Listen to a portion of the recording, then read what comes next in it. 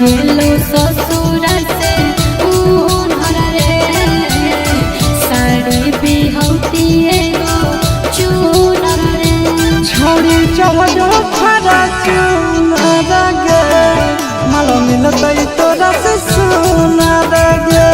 छोड़ी चढ़ो फरा चूनर गे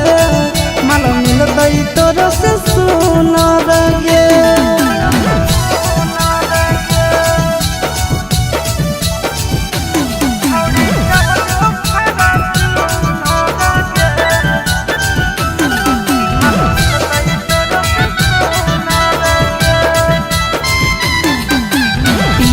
घुमबो हम चढ़ के बरे जावा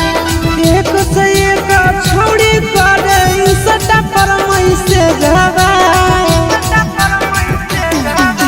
पिया संगे घुमबो हम चढ़ के बरे जावा एक से एक छोड़ी करे सटा पर मई से जावा छौड़ी पटावे के नहीं हो हुनर रे जइतो गुजर तोर पूरा उमर रे छोड़ी चढ़ो फरा चूनर गे मालो मिलतै तोरा से सुनर गे छोड़ी चढ़ो फरा चूनर गे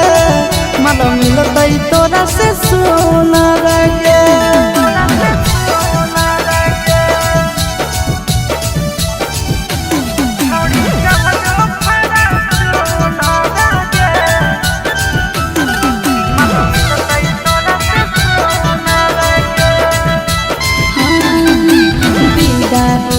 चोट लगतो दिल पे तोहरा सीधा रे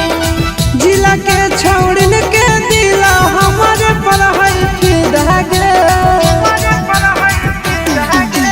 बिना होते चोट लगतो दिल पे तोहरा सीधा रे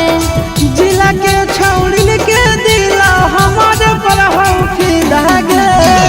हवा खइबो आशीष कोलर के हो जइबो चिंटू फूल के छौड़ी चढ़ो फरा चूनर गे माल मिलतै तोरा से सुनर गे छौड़ी चढ़ो फरा चूनर गे माल मिलतै तोरा से सुनर गे बाबू खूबसूरती का हमरो गुमान है।